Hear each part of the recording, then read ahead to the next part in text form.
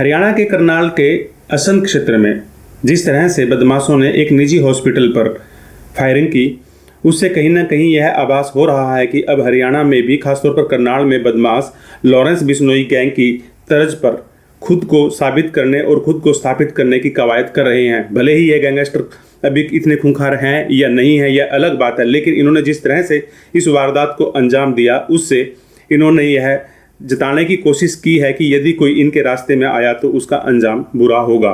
और बदमाश अपनी इस कोशिश में कहीं ना कहीं कामयाब होते नजर भी आए, क्योंकि इस इलाके में अब इस वारदात के बाद काफ़ी दहशत का माहौल बना हुआ है। और लोग इसलिए भी डरे हुए हैं क्योंकि 6 माह पहले भी यहाँ 2 डॉक्टरों से रंगदारी मांगी गई थी। और एक मैं था, एक कोई डॉक्टर था, पहले उनके पास आया था, उसके बाद फिर मेरे पास आया था। मैंने एफआईआर कटवा दी थी, उन्होंने पैसे पूसे इनको देने का सिस्टम जो था उलझू के और उसके बंदे पकड़वा दिए थे।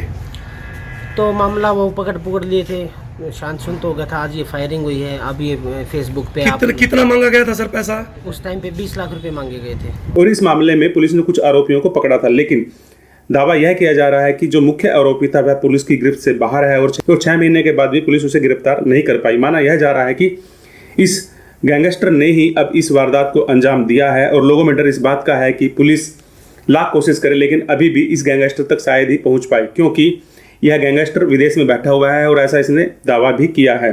जिस तरह से पंजाब के गैंगस्टर वारदात के बाद बाकायदा से सोशल प्लेटफॉर्म पर पोस्ट डालकर घटना की जिम्मेदारी लेते हैं, असंध में भी ठीक उसी तरह से बदमाशों ने इस घटना के बाद सोशल प्लेटफॉर्म पर एक पोस्ट डालकर इस घटना की जिम्मेदारी ली है। दिलेर कोटिया नाम के एक फेसबुक यूजर ने पोस्ट डाली है कि इस वारदात को उन्होंने और उसके शार्प शूटर ने अंजाम दिया है। उसने यह भी बताया कि कोई उनके रास्ते में ना आए। इसके साथ साथ उसने व्यापारियों और डॉक्टरों को हिदायत दी है या चेतावनी दी है कि उनसे उलझे नहीं, यानी कि उसने सीधे सीधे शब्दों में यह कहा है कि वह डॉक्टरों से, व्यापारियों से जो भी मांग करें उनकी वह मांग हर हालत में पूरी कर दी जाए। लोगों का मानना है कि जिस तरह से असंध में इस वारदात को अंजाम दिया गया है, यह कहीं ना कहीं लॉरेंस बिश्नोई और देवेंद्र बंबिया गैंग की तरह खुद को एक बड़े और मजबूत और खूंखार गैंग की तरह साबित करने की एक कोशिश जरूर है।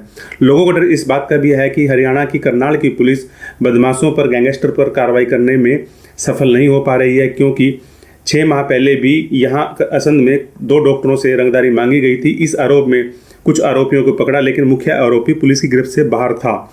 इस वारदात के पीछे बताया यह जा रहा है कि कहीं ना कहीं वह मुख्य आरोपी है और उसने दहशत फैलाने के लिए और इन डॉक्टर्स को सबक सिखाने के लिए इस गोलीकांड को अंजाम दिया।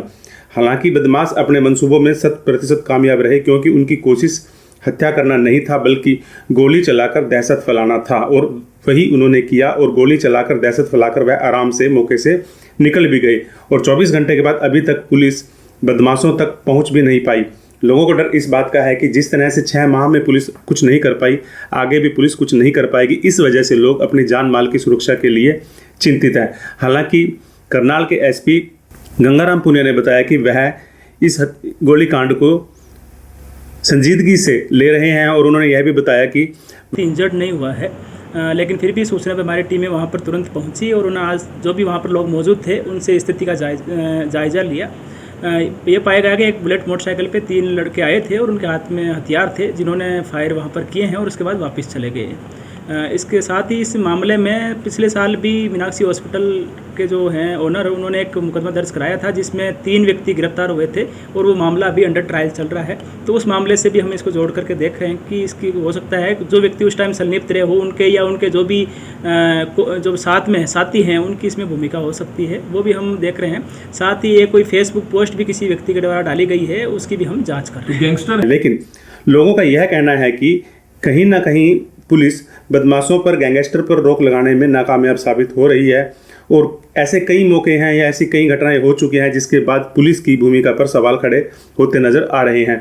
जिस तरह से असंध में इस वारदात को अंजाम दिया गया, इससे लोग बेहद डरे हुए हैं और गैंगस्टर अपने मंसूबों में कामयाब होते नजर आ रहे हैं, क्योंकि गैंगस्टर की कोशिश यही थी कि वह इलाके के लोगों में दहशत फैला सके ताकि लोग उनकी बात को आराम से, आसानी से मान लें। मजे की बात यह है कि दिलेर कोटिया ने जो फेसबुक पर पोस्ट डाली है, उस पोस्ट को उसने विक्की गोंडर, देवेंद्र बंबिया, पिल्लू तेजपुरिया, नीरज बवाना, भूपी राणा, अमित डागर समेत कई लोगों को टैग भी किया है। यानी कि कहीं ना कहीं या तो यह दिलेर कोटिया इन गैंगस्टर के संपर्क में है या फिर वह उन जैसा बनना चाह रहा है, या फेसबुक पर उन बदमाशों को या उन गैंगस्टर को अपनी पोस्ट टैग कर यह साबित करने की कोशिश कर रहा है कि यह गैंगस्टर भी उन गैंगस्टर के संपर्क में है और उन्हीं जितना खतरनाक है। और इलाके में जिस तरह से गैंगस्टर तेजी से पनप रहे हैं, इससे लोग यह कह रहे हैं कि क्या हरियाणा भी अब दूसरा पंजाब बनने जा रहा है? क्या यहाँ भी इसी तरह से लोगों को सरेआम गोलियों से भून दिया जाएगा?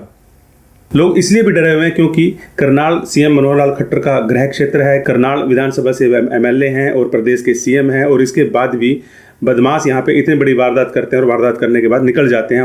अब भले ही ये गैंगस्टर खतरनाक हैं या यह खतरनाक होने की कोशिश कर रहे हैं, लेकिन दोनों ही स्थिति में आम आदमी अपनी सुरक्षा को लेकर बेहद गंभीर, चिंतित और डरा हुआ है। बहरहाल इस पूरी खबर पर हमारी नज़र बनी रहेगी।